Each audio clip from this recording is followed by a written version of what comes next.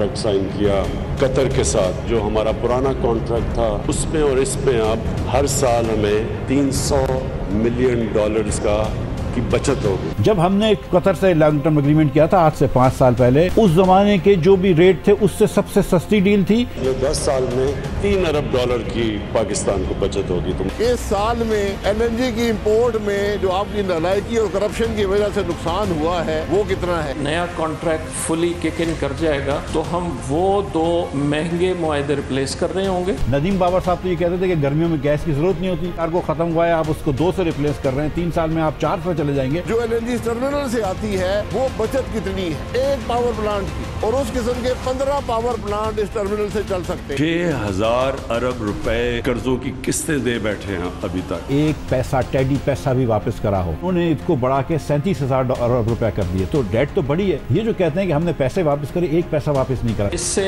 Stability भी आएगी, security भी आएगी, प्राइस की भी बहुत हमें फेवरेबल टर्म्स मिली हैं। इन्होंने प्राइस डिस्कवरी के लिए कोई कॉन्ट्रैक्ट नहीं किया, तो ये कैसे कह सकते हैं कि प्राइस इनकी अच्छी? 70% ज्यादा रकम पाकिस्तान ने अदा की, सैकड़ों अरब रुपए का पाकिस्तान का नुकसान ये हजरात कर चुके हैं। हम सब का एक ही इंटरेस्ट है, चाहे वो अस्करी क़यादत हो या सियासी क़यादत हो, कि हम वो काम करें जो मुल्क के लिए बेहतर हो। आर्मी चीफ या अस्करी क़यादत भी पाकिस्तान की अस्करी क़यादत है, वो किसी और मुल्क की नहीं है, अमरीका से नहीं आई। अस्सलाम वालेकुम, आप देख रहे हैं ब्रेकिंग पॉइंट, मैं मोहम्मद मालिक। बड़ा गवर्नमेंट ने अभी शो डाला, उन्होंने कहा जी हमने ज़बरदस्त एक डील की LNG की, जिसमें 30% हमने बेहतर रेट्स नेगोशिएट किए हैं कतर के साथ, और करीबन हर साल $300+ मिलियन की बचत होगी, और 10 साल का जो कॉन्ट्रैक्ट है इसके अंदर हम $3 अरब से ज़्यादा बचाएंगे। और ये पुरानी गवर्नमेंट ने जो सा नवाज शरीफ गवर्नमेंट के जो कॉन्ट्रैक्ट्स थे उसके उन्होंने काफ़ी लेपापोती की, और उनका जी बिल्कुल उन्होंने तबाही के कॉन्ट्रैक्ट्स किए थे। नदीम बाबर साहब ने यह भी कहा कि जी ये जो हमारा कॉन्ट्रैक्ट है इसमें सिर्फ 4 साल के बाद हम रेट्स रीनिगोशिएट भी कर सकते हैं, ये खुलेंगे, ओपन हो सकता है जो कॉन्ट्रैक्ट है। उसके बाद जो वॉल्यूम की बात कर रहे थे, उनका जी लेटर ऑफ क्रेडिट, पुराना जो कॉन्ट्रैक्ट था उसमें $170 मिलियन का लेटर ऑफ क्रेडिट कतर को दिया गया था, इसमें सिर्फ $84 मिलियन का क्रेडिट लेटर ऑफ क्रेडिट दिया गया है, और LC भी आधी कर दी गई है। यानी कि जो PMLN कहती थी कि हमने बेहतरीन डील ली है, ये डील उससे कहीं बेहतर है। ये है या नहीं है, इस पर बात करेंगे। दूसरा IPPs पे भी बात करेंगे, तो IPPs का भी बहुत शोर मचाया गया कि हमने ज़बरदस्त एक डील कर लिया उनसे, हमने हंड्रेड्स ऑफ बिलियंस का फ़ायदा कर लिया है। क्या वाकई ऐसी बात है? क्योंकि जब आप देखते हैं तो इस IPP के 3 लोग सिर्फ गवर्नमेंट में ऐसे हैं जो डायरेक्टली और इनडायरेक्टली उनका फ़ायदा है। नदीम बाबर साहब की खुद एक IPP है, रज़ाक दाऊद साहब की IPP है, और जो पावर मिनिस्टर हैं गौर अयूब, उनके ससुर की भी IPP है। और इन IPPs को 403 बिलियन रुपए तो अभी फौरी तौर पे अदा होंगे 2 किस्तों में। तो ये क्या ये एनर्जी के अंदर हो क्या रहा है? और दूसरे हम देखते हैं ओगरा रेकमेंड कर देता है कि जी 20 रुपये बढ़ा दें पेट्रोल के अंदर कीमत फ़ी लीटर, डीजल जो है 6 रुपये बढ़ा दें। एक तरफ से हमें ऐसे बताया जा रहा है, दूसरी तरफ से हमें दबाया जा रहा है। ये हो क्या रहा है? ये प्रोग्राम आज का मैं 2 सेगमेंट्स में करूँगा। पहले हम बात करेंगे शाहिद खान अब्बासी साहब से, फॉर्मर प्राइम मिनिस्टर, लेकिन वो फॉर्मर मिनिस्टर फॉर पेट्रोलियम और नेचुरल रिसोर्सेज भी रहे, और आज मैं उसी एंगल से, एक्सपीरियंस से उनसे बात करना चाहूँगा। और second part of the programme में मैं शब्बर जैदी साहब से बात करूँगा, फॉर्मर चेयरमैन FBR, जो बहुत बड़े बड़े दावे करके आए थे लेकिन खामोशी से ज़ाती और बीमारी का बहाना बना के चले गए, बिकॉज वो भी प्रेशर्स नहीं ले सके। उनसे भी IPP के बारे में बड़ी मज़ेदार बातें हैं, वो भी हम करेंगे। तो पहले शायद thank you very much for joining us. शुक्रिया जी। नदीम बाबर साहब ने कहा आप लोगों को तो काम ही नहीं आता यार, आप लोगों ने क्या मुआहदा करके हमें पकड़ा दिया? 15 साल का आपने मुआहदा कर दिया, इन्होंने 10 साल का किया है, 4 साल बाद आप रीनिगोशिएट कर सकते हैं, 30% कम है। ब्रेंट आप 13.37 पे थे, वो 10.2 पे आ गए हैं। $300 मिलियन हमारे बच रहे हैं। माशाल्लाह। क्या है आप माशाल्लाह, आप लोगों को कोई निदामत है, कोई अफसोस है? अफसोस तो इनको होना चाहिए जो कहते थे LNG ज़रूरत ही नहीं है। ये वही लोग हैं, अभी महीना भी नहीं हुआ ये कह रहे थे बड़ी ज़्यादा LNG ले लिया, ज़रूरत ही नहीं है मुल्क को। अब समझ आएगी ज़रूरत तो है। 2.5 साल बाद इन हजरात को जो आज पेट्रोलियम और एनर्जी के इंचार्ज हैं, इनको पता लगा है कि मुल्क को LNG चाहिए।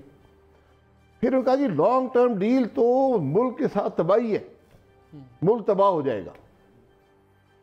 अब पता चला डील लॉन्ग टर्म ही होती है, क्योंकि पूरी दुनिया लॉन्ग टर्म करती है। फिर कहा जी कतर तो बड़ा करप्ट मुल्क है, कतर तो जी करप्ट कंपनी है, उससे कोई LNG लेता नहीं है, इन्होंने जाके कतर से LNG ले ली। ये 5 साल से ये लगे हुए हैं। वो कतर से आपको लेटर्स आ जाते हैं ना आपके जी, मुकदमों मैं में। यही कह रहा हूँ, यही लोग थे, यही प्राइम मिनिस्टर था, यही उसके वजीर थे, एक 5-6 साल से तमाशा लगाया हुआ है उसी कंपनी के साथ, उसी मुल्क के साथ, उसी शख्स के साथ जिसके साथ मैंने साइन किया, साद अल काबी साहब, जिनका मैं बहुत एहतराम करता हूँ। पाकिस्तान की मदद करने वाला आदमी है, वो मुल्क पाकिस्तान की मदद करने वाला है। आपने उनकी हर किस्म के इल्ज़ाम उन पर लगाया। आपने ये पता करना है LNG क्या होती है, नैब से पूछ लें। मैंने 1.5 साल नैब की ट्रेनिंग की है LNG के ऊपर। आपने ट्रेनिंग की? मैंने आपकी तफ्तीश कर रहे थे? जी, जब तफ्तीश करते पूरी ट्रेनिंग की है। वो LNG को इस मिनिस्ट्री से बेहतर समझते हैं, उनसे पूछ लें। अब बात यह है, पीस पार्टी के ज़माने में $120 तेल की कीमत होती थी, आज 60 है, तो 50% आपने फ़ायदा कर दिया मुल्क का। जब हमने LNG ली है, उस वक़्त दुनिया में LNG की ज़ीरो अवेलेबिलिटी थी।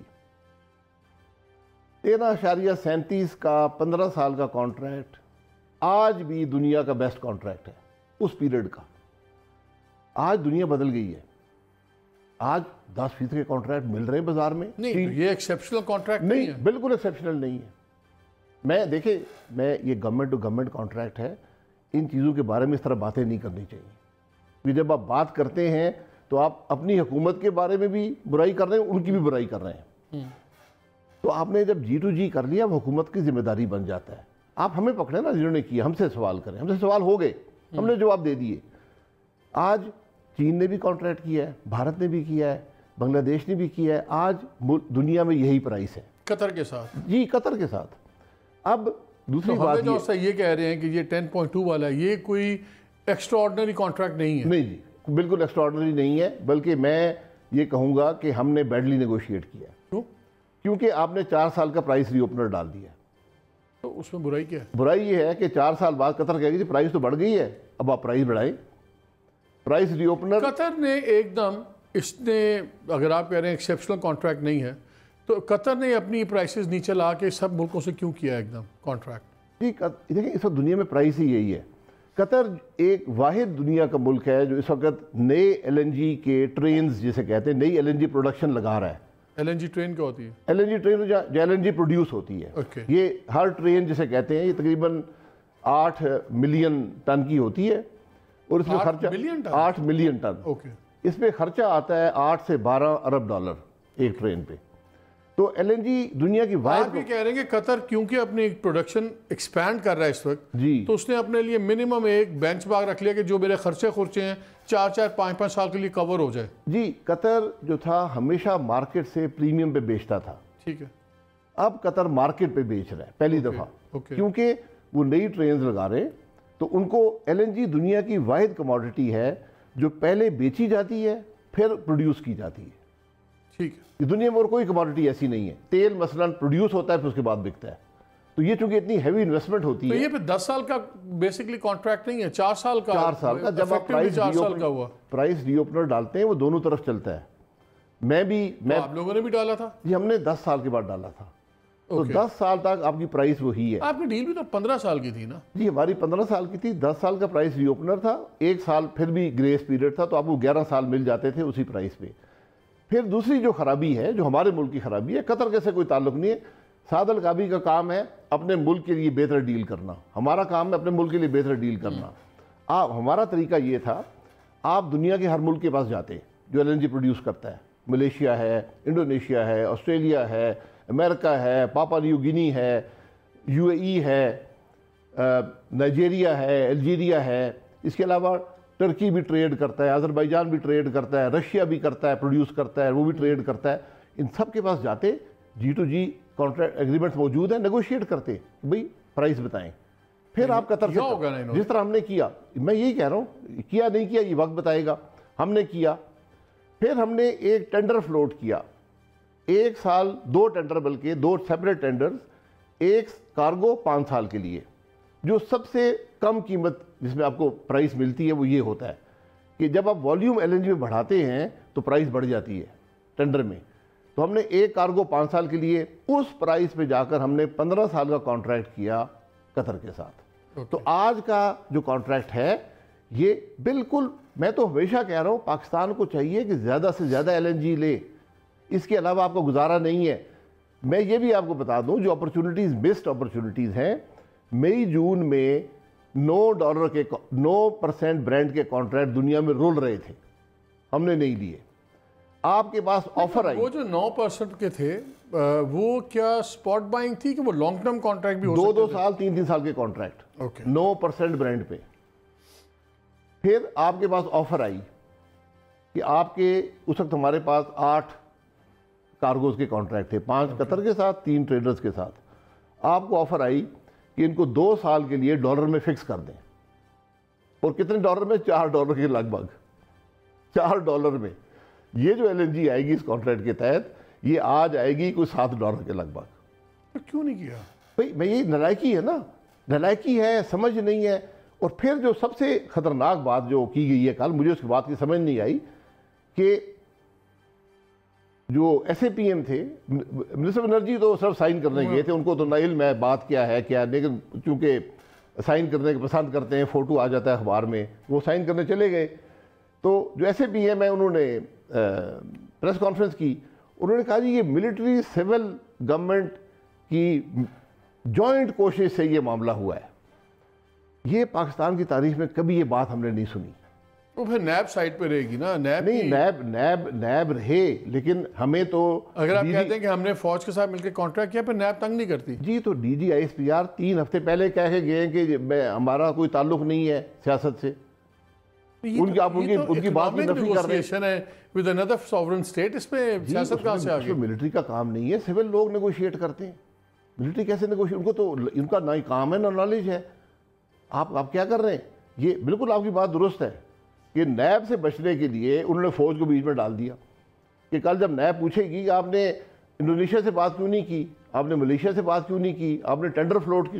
प्राइस डिस्कवरी जो होती है, आप मार्केट में जाते हैं, आप अपनी चीज़ खरीदनी होती है, गाड़ी खरीदनी है, मुख्तलिफ दुकानों पे जाते हैं, यार क्या प्राइस है, क्या प्राइस है, क्या प्राइस है। जहाँ अच्छी प्राइस मिलती है उससे नेगोशिएट कर लेते हैं। हमने वो किया नहीं। अब उससे बचने के लिए हमने कहा जी फौज भी बीच में कर दें, इसको भी डाल देते हैं, चले। मुझे शायद एक बात बताया, जो आप बात कर रहे हैं कि इनको ऑफर आई जब 9% था, उस वक्त इन्होंने 3-4 साल के कॉन्ट्रैक्ट्स नहीं किए, 9% था। अगर $4 के ऊपर हुआ, वो नहीं किया। ये बड़ा ओवर सिंप्लीफाइड मुझे रीजनिंग निकलती है कि जी नालायक हैं, इनको समझ नहीं आती। इतने नालायक तो नहीं है, मतलब सेंसिबल है, उनको पता है चीज़ों का। तो क्या कोई और मोटिव हो सकता है? Because this is an over simplified response कि जी नालायक नहीं है। मैं इमरान खान उसके वजीर नहीं हूँ कि लोगों पे करप्शन के चार्ज लगाऊं, लेकिन बू करप्शन की आती है सारे मामले से। आपने फर्नेस ऑयल से बिजली बनाई, LNG नहीं ली। आपको पता था यार विंटर में LNG चाहिए होती है। 9.5-10% पे आपको LNG के स्पॉट कार्गोज मिल रहे थे अगर आप जून में टेंडर करते। आपने नवंबर तक इंतजार किया, 22 तक % आपने। IPPs को ज्यादा पैसे मिले पास थ्रू के। जी, चोरी सारी तेल और डीजल में होती है। और IPPs में और IPPs इनके अपने वज़रा की हैं। 150 अरब रुपया पाकिस्तान का नुकसान हो गया जब आपने डीजल। ये जेब भी मेरी, ये जेब भी मेरी जी, और पारसा भी हम ही है। ये जवाब देना कि जिस मुल्क में LNG रीगैसवेशन कैपेसिटी यानी टर्मिनल मौजूद है, LNG दुनिया में रोल रही है, आपको पता है कि सर्दी में LNG चाहिए, आपने ऑर्डर नहीं किया 9-10% पे, जब नज़दीक पहुंचे 22% पे ऑर्डर किया। मुल्क में बिजली बनती रही तेल और डीजल से, 150 अरब का नुकसान वहाँ पे हो गया बिजली बनाने में। 150 अरब का नुकसान हुआ है। ये मैं नहीं कह रहा, नेपरा कह रहा है कि आपने मेरिट ऑर्डर को तोड़ा, आपने LNG नहीं लाई, आप डीजल और फर्नेस ऑयल से बिजली बनाते रहे। इस 150 अरब में से IPPs को कितना फ़ायदा हुआ होगा? देखिए, IPPs को टेक्निकली फ़ायदा नहीं होना चाहिए क्योंकि फ्यूल पास थ्रू होता है, लेकिन उनकी जो एफिशिएंसी कॉन्ट्रैक्ट में है, आपको नहीं पता तो आप जी कैसे? वो कम है, एक्चुअल ज़्यादा है, वो डिफरेंशियल जेब में डाल लेते हैं। इसी पे जरा IPPs पे आ जाए। IPPs की डील पे ही बात हो रही है कि जी ज़बरदस्त डील हो गई है जी, हमने सैकड़ों अरब भी बचा ली हैं। बचाएं? देखिए, यहाँ तो सैकड़ों तो बहुत कम रकम है, हमारा वज़ीर तो हज़ारों अरब में बात करता है। 1000 अरब में ज़ीरो कितने होते ये देखिए मज़ा का खेज बातें हैं। ये जो IPP का एग्रीमेंट जो भी आया नहीं है बाज़ार में, लेकिन आएगा तो देख लेंगे। जो मैंने पुराना ड्राफ्ट देखा था उसमें जो IPPs जिनसे किया जा रहा है वो फर्नेस ऑयल के हैं। इनकी एफिशिएंसी है 40% के लगभग। ये अपनी अरसा पूरा कर चुके हैं, ये 20-20 साल इन सबको हो गए, चंद के नहीं हुए। आपने उस एग्रीमेंट ये किया है, उसकी 3 मेजर शिकें हैं। एक शिक ये है कि तुम्हारे सारे पैसे अदा कर दूंगा, जो वो हमेशा से रो रहे थे हमारे पैसे दें हमारे पैसे दें। दूसरा हमने ये कहा, एक वहाँ डिफरेंशियल था इनके कॉन्ट्रैक्ट्स में, जब हुकूमत उनको पे नहीं करती थी तो फ़र्ज़ करें वो उनको 4% सूद देती थी। जब वो पे नहीं करते थे तेल कंपनी को, चूंकि हुकूमत ने पे नहीं किया होता था बाकी अरबों रुपए, तो वो तकरीबन 3-4% का डिफरेंस ज़्यादा देना पड़ता था उनको, वो आपने बराबर कर दिया। आपने कॉन्ट्रैक्ट चेंज कर दिया, फ़ायदा पहुंचा दिया, 2 फ़ायदे ये पहुंचा दिए। फिर आपने उन्हें कहा कि मुस्तकबिल में पेमेंट टाइम पे आएगी, वरना ये होगा और ये होगा। ये 3 उनकी डिमांड आपने मीट कर ली। उन्होंने आपको क्या दिया? आपने कहा कि जब मुल्क में व्हीलिंग की इजाज़त, यानी आप किसी को बेच सकेंगे डायरेक्टली हुकूमत के बगैर, तो आप टेक एंड पे बेसिस पर बेचते हैं। हुकूमत जब आपसे मांगेगी आप उसको एक कीमत पर दे दें, बाकी आप फ्री हैं किसी को बेच सकें। पाकिस्तान में ये बातें मैं 30 साल से सुन रहा हूँ, हुआ कभी है नहीं। तो इसका IPP का हल ये था, इनके कॉन्ट्रैक्ट खरीद लेते। ये इतने इनएफिशिएंट हैं। ऑप्शन है जी, ये ऑप्शन हमेशा होता है, आप खरीद सकते हैं। देखिए आपका जो मसला है वो कैपेसिटी चार्ज का नहीं होता, वो होता है फ्यूल चार्ज का। जब आप उनसे बिजली बनवाएंगे वो इतनी महंगी होती है कि उससे बहुत बेहतर है कि आप उसको बंद ही रखें, वो कैपेसिटी चार्ज पे करते रहें और एफिशिएंट बिजली बनवाएं। ये इसका हल है। लेकिन जो हीट ऑडिट वाला नहीं हुआ, जो हमारे पास उनके डेटा हैं कंपनीज के, कि जिन्होंने 17% अलाउड था प्रॉफिट, वहाँ पे 40% 50%, मतलब हीरोइन की तरह 80% भी प्रॉफिट कमाया हुआ है। उनका तो सारा क्लीन बिल हो गया। कोई जो जिन्होंने कमाना था ऊपर से वो तो सारा कमा गया एक्स्ट्रा। नहीं, क्लीन बिल नहीं होता। इन्होंने तो दे दिया ना। मैं IPPs का बिल्कुल मदार नहीं हूँ, मैं इस सारे निज़ाम के ख़िलाफ़ हूँ। लेकिन आप हुकूमत पाकिस्तान है, आप कहते हैं ये कॉन्ट्रैक्ट है, ये प्राइस है नेपरा ने दी है, आपको ये काम करना है या नहीं करना। उस कॉन्ट्रैक्ट में अगर ख़राबी है तो वो IPP ज़िम्मेदार नहीं है, ज़िम्मेदार आप हैं, हुकूमत पाकिस्तान है। जो भी हुकूमत है, हुकूमत पाकिस्तान जब कॉन्ट्रैक्ट साइन करती है सदर के बिहाफ पे साइन किया जाता है with the state of Pakistan. लेकिन इतना बड़ा कॉन्ट्रैक्ट होना चाहिए जिसके जिस गवर्नमेंट के खुद मिनिस्टर्स की IPPs हों। देखिए वो तो जब उन्होंने की तो मिनिस्टर नहीं थे ना, तो आज उनको इन ओहदों पर नहीं होना चाहिए था। एक सीधा कॉन्फ्लिक्ट ऑफ इंटरेस्ट है कि वो अपने आप को फ़ायदा पहुंचाने की पोजीशन में हैं। बहरहाल बैठे हुए उनकी मर्जी है। मैं ये कह रहा हूँ कि ये जो हीट रेट ऑडिट की बात सारे करते हैं, हीट रेट ऑडिट आप जितनी इन्वेस्टमेंट करें। स्टे लिया अब कितने सालों से लाहौर हाई कोर्ट में? नहीं, स्टे की बात नहीं है। आप कर नहीं सकते हीट रेट ऑडिट, क्योंकि आपने एक हीट रेट कॉन्ट्रैक्ट में लिखा हुआ है कि तुम इस पे ऑपरेट करोगे। उसमें अब आप जितनी इन्वेस्टमेंट करते हैं मशीनरी में, हीट रेट इतना बेहतर हो जाता है। तो वो अगर ज़्यादा इन्वेस्ट करेंगे, वो देखेंगे मेरा फ्यूल बच रहा है, वो मेरी जेब में आ जाएगा, मैं ज़्यादा इन्वेस्ट करूँगा, मशीन बेहतर कर लूँगा। एक थोड़ा सा टाइम रह गया, पॉलिटिकल भी आपसे कर लें। ये क्या हुआ है, आप लोगों का सारों का सॉफ्टवेयर अपडेट हो गया है बड़ी, आप लोगों को सडनली कल तक आर्मी चीफ ने इलेक्शन चोरी कर दिया, DGI ने ये कर दिया, अब सडनली डस्के के बाद जब सुन लें 2-3 आपके लीडरान क्या कह रहे हैं, फिर आपसे ही पूछ लेते हैं।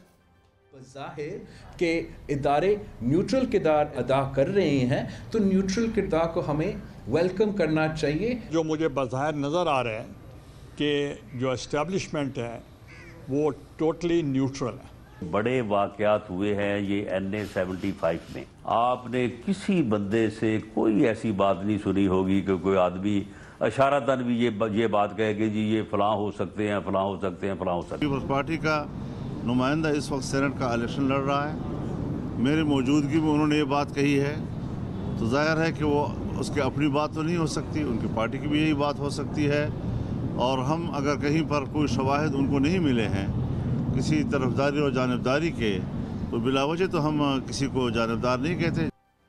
जी। और मरियम भी कह रही है कि ये आईबी शाइबी कर रही है और स्पेशल ब्रांच टाइप लोग। माशाल्लाह ये चेंज ऑफ हार्ट क्या हुआ है? ये सॉफ्टवेयर अपग्रेड है जी। क्यों? जब से DGSPR ने प्रेस कॉन्फ्रेंस की है, मैं चाहता हूँ उनकी बात पे यकीन करूँ। अच्छा, आप उनके बयान पे ये ईमान ले आए हैं? बिल्कुल। देखें, तो उनके बॉस के ऊपर तो आप लोगों के एतराज़ात हैं। उनको नवाज शरीफ साहब कहते हैं, नाम ले लेके उनको रगड़ते हैं। वो 2018 के इलेक्शन की बात कर रहे हैं। हाँ। अभी DGSPR आए हैं, वो फौज को रिप्रेजेंट करते हैं, उनके नुमाइंदे हैं, प्रेस के सामने आते हैं। उन्होंने कहा जी फौज का कोई ताल्लुक सियासत से नहीं है। तो हम उनकी बात पर यकीन कर लिया, सब ने कह दिया जी नहीं है, बड़ी अच्छी बात है। और मैं दिल से चाहता हूँ कि फ़ौज का ताल्लुक ना हो। अब ये वक्त साबित करेगा कि फ़ौज का ताल्लुक है या नहीं है।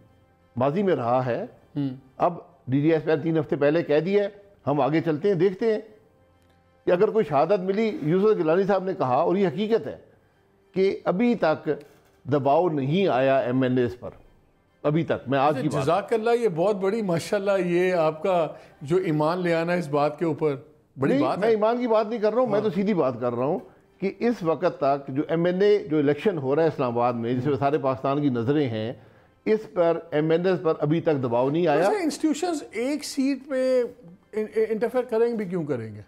लॉजिक बनती है इंटरफेयर करने की? हर काम लॉजिक का नहीं होता ना, हमारे बहुत से काम इरेशनल भी होते हैं। तो फिर एक रैशनैलिटी भी समझा दें जाते जाते। किस तरह जीतेंगे यूसुफ रज़ा गिलानी साहब?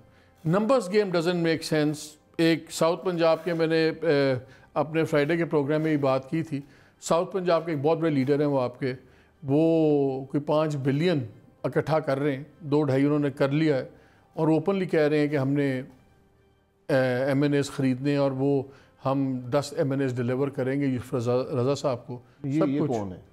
मैं नाम अभी बिकॉज ऑफ वादा में नहीं कर सकता। मैं देखें, मेरा ख्याल कोई आदमी आपकी जमात के नहीं है, लेकिन आपके अलायंस के हैं। तो देखिए, मैं जो MNAs हैं ना, वो तो किस तरह यूसुफ रज़ा कैसे जीतेंगे, मुझे समझा दें। यूसुफ रज़ा साहब इसलिए जीतेंगे कि लोग इस हुकूमत से तंग हैं। MNA मैं नहीं समझता हूँ बहुत ही कोई MNA होगा कम या कम ज़र्फ, जो भी समझें, जो पैसे लेकर चेंज करेगा। क्योंकि लोग इतने तंग हैं कि वो ही जानते हैं कि अगर हम PTI के टिकट पर इलेक्शन में गए तो हमारी तो तबाही फिर जाएगी। अगर कई लोगों ने ज़मीर के मुताबिक वोट दिया इस सेनेट इलेक्शन में, जो आपके मुताबिक ज़मीर का वोट होगा, और उनको उसकी वजह से अपनी पार्टी छोड़नी पड़ती है या प्रेशर आता है, क्या PMLN उनको सीट्स देगी? जब वो अप्लाई करेंगे, जब पार्लिमानी बोर्ड बनेंगे, बिल्कुल उनको कंसिडर करेंगे। यहाँ बहुत से लोग जो हैं, जो PTI की बेंचेस पे बैठे हैं, हमारे MNAs थे या पीपल्स पार्टी के थे या किसी और जमात के थे, वो अप्लाई अगर करते हैं, हम देख लेंगे। हालांकि जो आदमी पार्टी छोड़ के जाता है उसके खिलाफ रिएक्शन होता है, लेकिन सियासत में जब आप इलेक्शन लड़ते हैं तो अवाम के सामने जाने के लिए आपको लोगों को रखना होता है, आप उनके सामने बात कर लेंगे। अगर कोई आपके पास आके शर्त रखता है कि जी मैं वोट देता हूँ, बिल्कुल ज़मीर के मुताबिक देता हूँ, आप मुझे सीट गारंटी करें, आप करेंगे? सियासत में गारंटीज नहीं होती, लेकिन जो आदमी आपका साथ देगा एक मुश्किल वक्त पर, अपने ज़मीर के मुताबिक, हमने ना किसी को पैसे देने हैं, ना हमने गारंटीज देनी है, लेकिन ज़मीर के मुताबिक वो बात करता है। और ये बड़ी बात होती है कि हुकूमती बेंचेस पे वो आदमी हो जो वोट ओपनली दे, और लोग ओपनली वोट देंगे। वैसे तो मुझे पता आपने नहीं देने। आप ही के घर में एक मीटिंग हुई थी, मेरी इत्तला के मुताबिक आपके बड़े बड़े लीडर से, तो आपके एक लीडर ने कहा कि हमें 20-25 करोड़ इकट्ठे करने चाहिए इलेक्शन के लिए, तो सबने हाथ उठा दिए। सच्ची बात नहीं, है? सबने नहीं, ना ऐसी बात हुई है, ना हमने कभी ये काम किया है।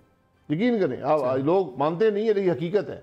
हमारे 3-5 लोग पंजाब से इलेक्ट हुए, एक पैसा उनका खर्चा नहीं हुआ, सवाए जो उन्होंने 50,000 टिकट के साथ के लिए एप्लीकेशन दी थी और 20,000 जो इलेक्शन कमीशन को दिए। शायद बहुत शुक्रिया हमारे से बात करने का। मैं ये सेगमेंट मैं यही ख़त्म कर रहा हूँ, लेकिन एक चीज़ बड़ी इंटरेस्टिंग है जो शायद ने बात की है। वो कह रहे हैं कि अगर वो लोग ज़मीर के मुताबिक वोट दें तो बिल्कुल सीरियसली कंसिडर किया जाता है। और मेरी इत्तलात ये है कि ये ही बात उनको यूसुफ गिलानी के कैंप से पहुँचाई गई है कि अगर आप वोट देंगे और कोई इसके नतीजे में कॉन्सिक्वेंसेस होंगे तो ये हमारी गारंटी है कि हम आपको पंजाब से PMLN की टिकट्स लेके देंगे। लेकिन जैसे शायद कह रहे हैं, ये तो वक्त बताएगा। So let's take a break, और ब्रेक के बाद बात करेंगे हम former chairman FPR Shabar Zaidi साहब से।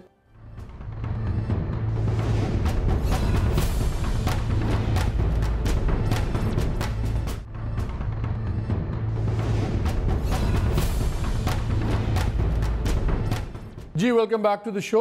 प्रोग्राम के इस हिस्से से हम बात करेंगे former chairman FBR Shahbaz Zaidi साहब से। और वैसे अब तो मेरा ख्याल है ये डेजिग्नेशन ही फॉर्मर का हो जाना चाहिए, क्योंकि 5 चेयरमैन एफबीआर तब्दील हो चुके हैं जब से गवर्नमेंट आई है 2.5 साल के अंदर। और अब भी जो लास्ट चेयरमैन है शायद उनकी भी इस महीने या अगले महीने उनकी भी रिटायरमेंट है। So we should be looking at a 6th FBR chairman 2.5 साल के अंदर। और फिर कहते हैं कि हालात ठीक कैसे होंगे। शहबाज ज़ैदी साहब जब आए थे बड़ी हमें उम्मीदें थी, तवक्कुआत थी, ये बड़े नट क्रैकर किस्म की शख्सियत हैं, लेकिन ये भी फिर खामोशी से चले गए। और बाद में उन्होंने कहा कि मैं बहुत मसाइल से मैंने भी हाथ उठा लिए। इनसे आज 2-3 क्रिटिकल बातें करेंगे सेंसिटिव मामला में। थैंक यू शहबाज साहब। ज़रा सबसे पहले आपसे बात कर लूँ, पहले सेगमेंट में हम एनर्जी पे बात कर रहे थे शायद खाकान साहब के साथ, तो IPPs की भी बात हो रही थी and you have written a lot on IPPs also, काम भी किया हुआ है। ये जो IPPs की डील हुई है शहबाज साहब, कैसी डील है ये? देखिए पहले तो मैं मालिक साहब ये बता दूं कि जो IPP का जो जिसको अमेंड किया गया है ना, जो ओरिजिनल डील है, वो एक्चुअली इन्वेस्टमेंट नहीं है। वो तो पाकिस्तान गवर्नमेंट ने एक डॉलर डिनोमिनेटेड बॉन्ड इशू कर दिया था कि आप डॉलर में इन्वेस्टमेंट लाएं, गारंटी रिटर्न लें और गारंटीड आपको मिल जाएगा पे बैक। तो जो ओरिजिनल तमाम एग्रीमेंट्स हैं वो सारे टेक्निकली मेरे हिसाब से गलत हैं, तो उनको आपने अमेंड करना है। अब सवाल ये है कि आप अमेंड किस हद तक कर सकते हैं।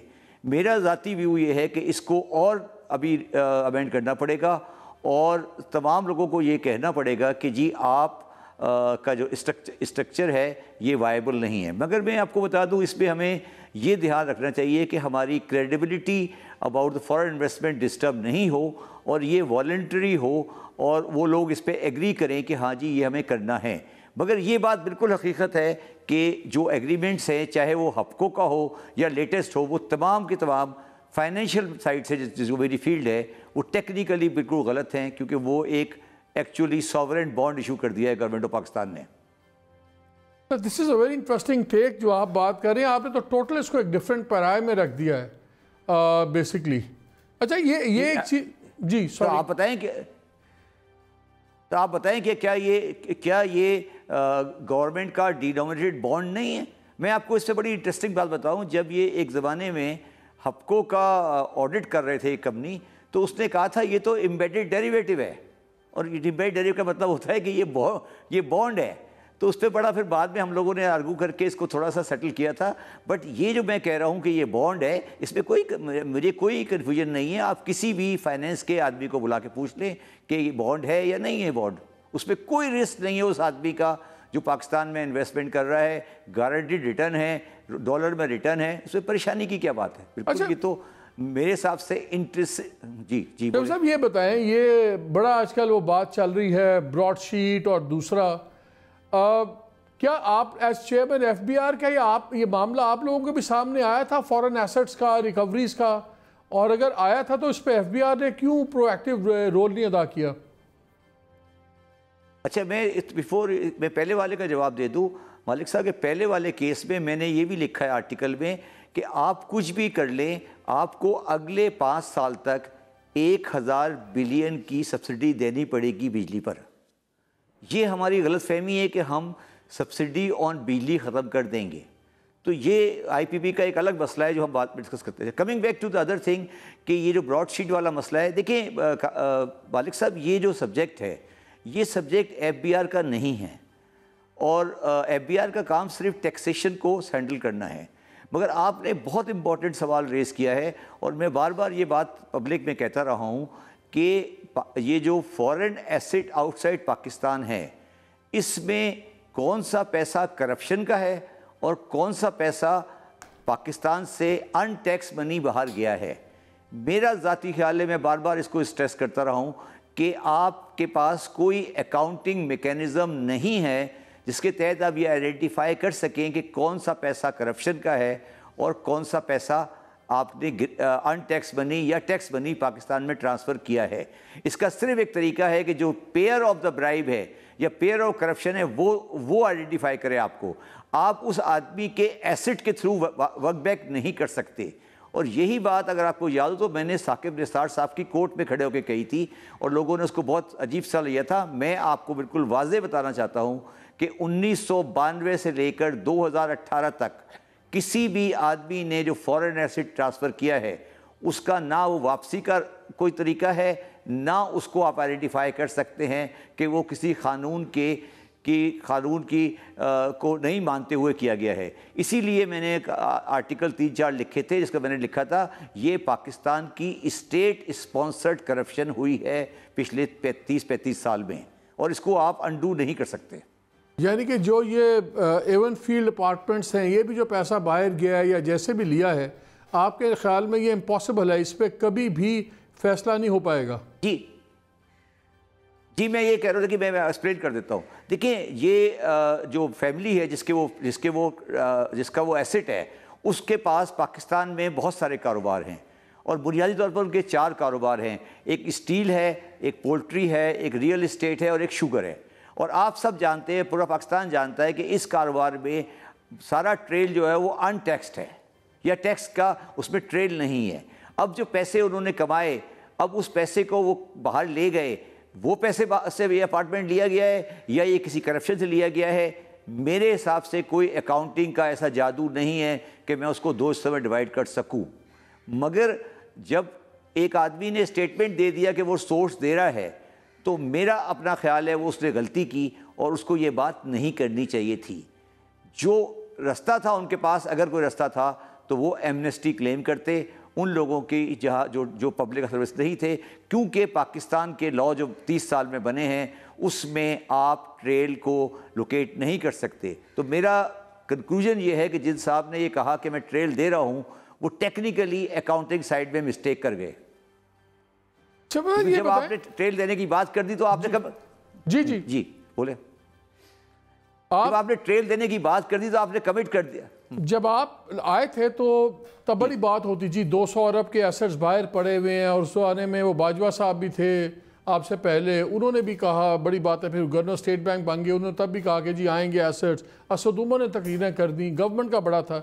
फिर ये काफ़ी इश्यूज बने और समझा ये जा रहा था कि क्योंकि आप पार्टनर थे one of the biggest accounting firms इन पाकिस्तान के, तो आपको सब आता है, ये रास्ते चोर रास्ते आप पकड़ लेंगे सब कुछ। फिर आप खुद छोड़ के चले गए।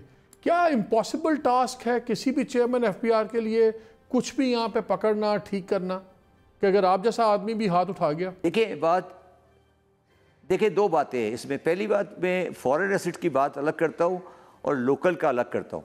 पहले फॉरेन एसेट के बारे में ये मैं आपको बड़ा क्लियर बता दूँ कि मैंने कभी ये नहीं कहा कि ये एसेट बाहर आ जाएंगे।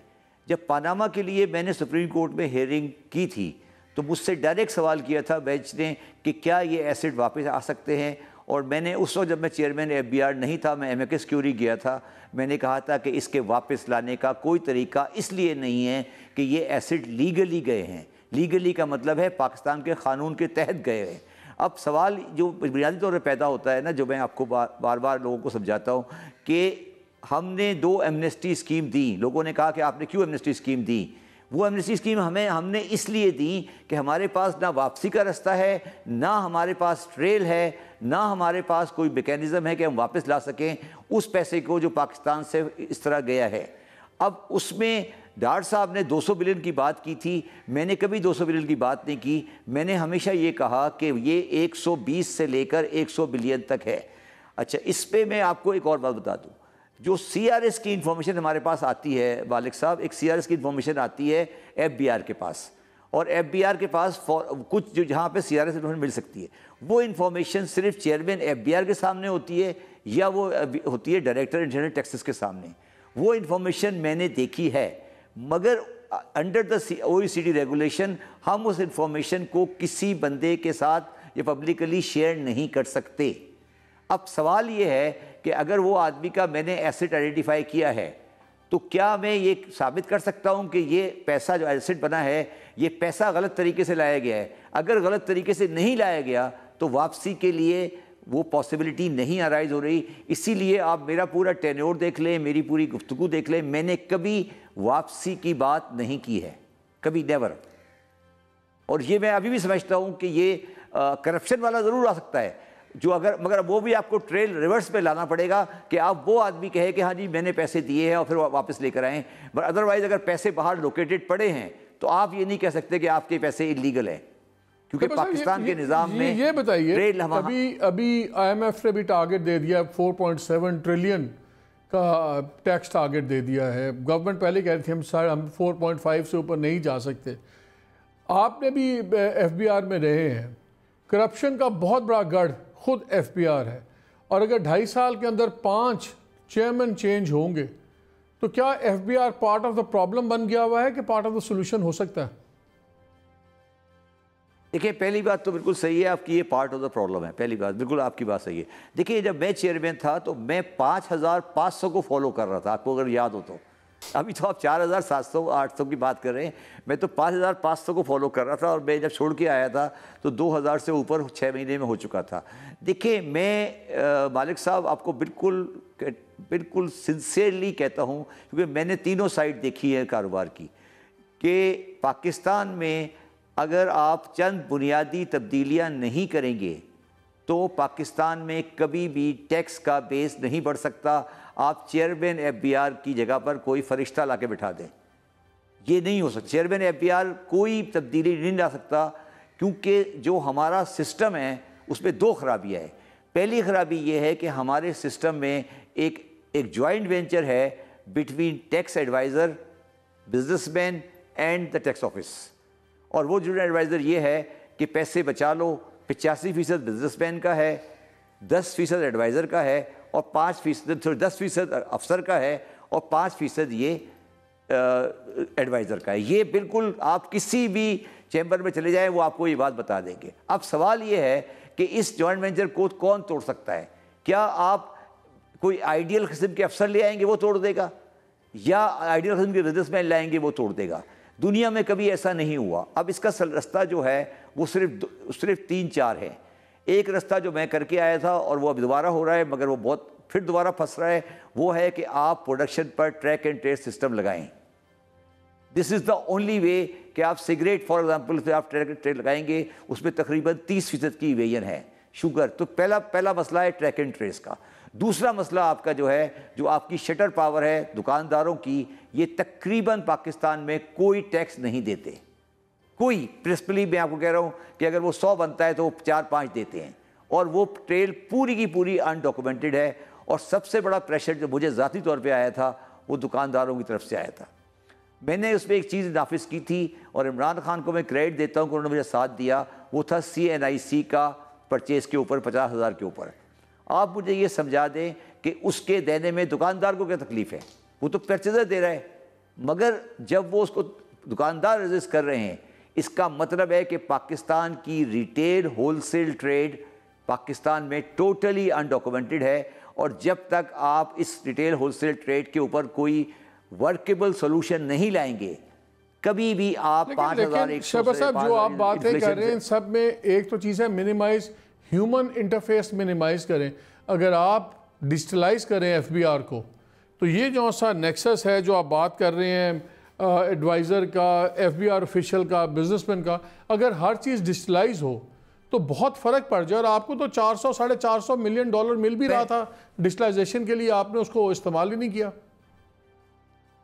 नहीं, मैं बता देता हूँ। देखिए बात ये है ना कि जो ट्रैक एंड ट्रेस सिस्टम है वो भी डिजिटलाइजेशन ही है, मगर जो 450 मिलियन की बात है ना मालिक साहब, और मैं आपको पहले भी बहुत से प्रोग्रामों में कह चुका हूँ कि वो बहुत बड़ी वजह है पाकिस्तान में मेरे छोड़ने की।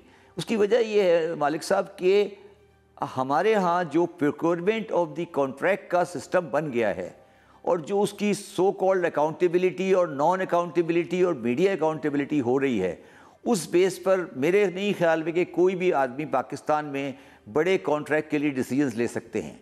क्योंकि आपने अभी ट्रैक एंड ट्रेस में देखा, जब मैं ये काम कर रहा था ये वाला IT वाला, तो मेरे पास इतने लोग आते थे जाली असली, जो मुझे सिस्टम बेचने की बातें करते थे। तो मैं ये सोचता हूँ कि मुझे पाकिस्तान, मैंने उस दिन भी एक TV प्रोग्राम में कहा था कि जब तक आप डिजिटलाइजेशन की बात करते हैं, प्राइम मिनिस्टर साहब भी करते हैं, सब करते हैं, मगर इसका कोई बड़ा कॉन्ट्रैक्ट कौन देगा? जो भी आदमी देगा वो पाकिस्तान में आके फंस जाएगा। आज ही मैं बात कर रहा था ट्रैक एंड ट्रेस सिस्टम की, वो उसमें फिर मसला आया, मीडिया में आया हुआ है, वो फिर ख़त्म ख़राब होगा और वो नहीं होगा। 2013 से लेकर 2019 तक हम इसी में फंसे हुए हैं। तो बुनियादी सवाल ये है मालिक साहब कि पाकिस्तान में कौन सा अफसर, चाहे वो मेरा जैसा आदमी भी FBI में जाए, क्या वो अपने गले में ये घंटी बांधने को तैयार है कि वो एक बड़ा 450 मिलियन का या 100 बिलियन का डॉलर का कॉन्ट्रैक्ट अवार्ड कर दे? आप इसको ध्यान में रखें। उसके प्रोसेस तो है ना, अगर आपकी कमेटी हो, एक्सपर्ट्स की कमेटी हो, इस तरह तो शब्बर साहब कोई काम में नहीं नहीं होगा गवर्नमेंट में। सर मैं बता, हाँ ये बिल्कुल सही कहा, कोई काम भी नहीं होगा। और ये मैं आज गवर्नमेंट को कह रहा हूँ कि अगर ये सिस्टम रहा तो कोई काम नहीं होगा। मैं आपको बता देता हूँ, 1988 में बेनज़ीर भुट्टो ने हपको का कॉन्ट्रैक्ट दिया और 2016-17 में शहबाज शरीफ साहब ने ये नंदीपुर और ये साहिवाल का कॉन्ट्रैक्ट दिया। तमाम जितने भी बड़े कॉन्ट्रैक्ट हैं सब में प्राइम मिनिस्टर नॉमिनेटेड है और केस नैब में पड़ा हुआ है। आप मुझे बता दें कि हकीकत है ये नहीं है।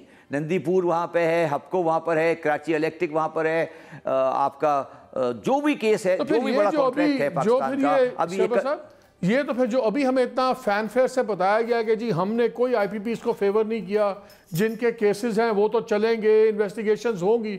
तो अगर हपको का 30 साल हो गए हैं, 25 साल हो गए हैं, केस चल रहा है, तो फिर ये तो एक खाली हवाई बात है। फिर इसका मतलब है ये अगर मैं IPP हूँ तो मुझे किसी केस की फिक्र नहीं होनी चाहिए।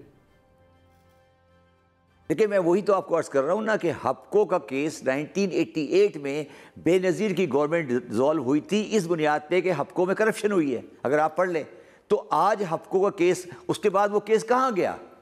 सैफुर रहमान साहब आए, उन्होंने एकदम उसको एग्जीक्यूट किया और उसके बाद वो फाइल में आज केस, क्या वो फैसला हुआ? क्या उसमें करप्शन थी या करप्शन नहीं थी? आपको पाकिस्तान में कोई जवाब दे सकता है कि हपको पहला पाकिस्तान का IPP केस था, उसकी इन्वेस्टिगेशन एहतसाब ब्यूरो ने की, मेरी पुरानी फर्म ने उसकी इन्वेस्टिगेशन की, वो रुकवा दी गई बाय सैफुर रहमान। क्या वो उसमें करप्शन है या नहीं है, इसका फैसला आज तक हुआ या नहीं हुआ? आप कह रहे हैं फर्गुसन की जो इन्वेस्टिगेशन थी हपको में, वो सैफुर रहमान साहब ने रुकवा दी? जी बिल्कुल रुकवा दी, जी बिल्कुल, फैक्ट है ये, आप चेक कर ले, रिकॉर्ड पर है। वो नहीं कंप्लीट कहाँ हुई? मैं पूछ रहा हूँ आपसे, ये पूछ रहा हूँ आपसे, मैं आपसे यही पूछ रहा हूँ ना कि पहली इन्वेस्टिगेशन, अगर आपको याद हो, पाकिस्तान में पहली बड़ी इन्वेस्टिगेशन जो IPP की हुई थी वो हपको की थी। वो कहाँ कंप्लीट हुई? क्यों नहीं कंप्लीट हुई? सवाल तो ये है ना मालिक साहब। देखिए ना, जब आप इस साइड पे बैठते हैं तो आप ये देखते हैं ना कि मैं कहाँ तक जाऊँगा और कहाँ से वापस आ जाऊँगा। अब मुझे जो आज प्रॉब्लम नज़र आ रही है, जो मैं देखता हूँ रोज़ाना सुबह शाम, वो यही है कि हम कहाँ तक जाएंगे और कहाँ से वापस आएंगे। क्योंकि ये मेरा ताल्लुक सियासत से नहीं है, मगर as a accountant, as a professional firm, मैंने ये सारी चीज़ें देखी हैं। जो चीज़ें मुझे पता है शायद पाकिस्तान में किसी को भी नहीं पता।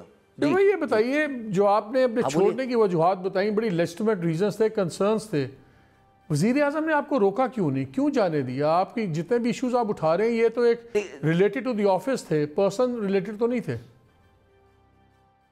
देखिए मैं आपको एक बता दूं, एक बात बड़ी सिंपल सी, वज़ीर आज़म साहब ने आप देखिए मेरे जाने के बाद तकरीबन 5-6 महीने तक उन्होंने कोई डे अपॉइंटमेंट नहीं की, क्योंकि वो चाहते थे कि मैं वापस आऊँ। मगर मैंने जब हालात देखा, फिर मैंने उनसे जाकर रिक्वेस्ट की कि सर ये मुश्किल हो जाएगा मेरे लिए। मैं अगर मालिक साहब, मैं आपको एक और बात बताना चाहता हूँ जो लोगों को शायद पता है मगर वो ज़्यादा नहीं बात करते। जब मैं गया था ना वज़ीर आज़म के पास, तो मैंने ओरिजिनली तो मैंने यही कहा था कि सर मैं 6 महीने से ज़्यादा रहना नहीं चाहता। और मैं आपको आज ये बताना चाहता हूँ कि ये बात हकीकत है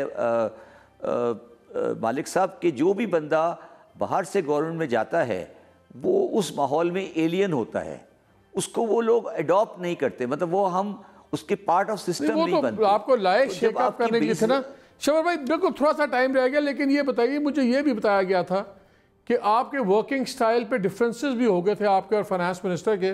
फाइनेंस मिनिस्टर चाहते थे कि आप उनके थ्रू राब्ता रखें प्राइम मिनिस्टर से, आप 1-on-1 करते थे, ये भी एक वजह बनी थी? नहीं, देखिए ये बात, देखिए दो चीज़ें हैं। कभी भी फाइनेंस मिनिस्टर ने मेरे किसी मैटर में इंटरफेयर नहीं किया और ना कभी उसको रिले किया। मगर ये भी हकीकत है कि प्राइम मिनिस्टर के साथ, क्योंकि मेरे ताल्लुकात आज के नहीं हैं, बहुत पुराने हैं, और उनके साथ मेरे रिलेशनशिप पर्सनल थी, तो हो सकता है उसको मिसपर्सीव किया गया हो। मुझे आपकी बात जो है वो दुरुस्त है, उस सेंस में दुरुस्त है, मगर मैं बिल्कुल कैटेगोरिकली कहता हूँ कि आज भी मैं बहुत ज़्यादा जगहों पे अभी साहब के साथ डील करता हूँ, बहुत सी चीज़ें करता हूँ और उसमें मुझे कोई परेशानी नहीं है। मगर मालिक साहब, मैं सिर्फ कंक्लूड इस बात पे करना चाहता हूँ कि हमें पाकिस्तान की गवर्नमेंट के फाइनेंशियल अफेयर, अकाउंटिंग, कॉन्ट्रैक्ट और जो चीज़ें हैं, इसको अगर हमने सही नहीं किया तो हम पाकिस्तान में कोई बड़ी तब्दीली नहीं ला सकेंगे।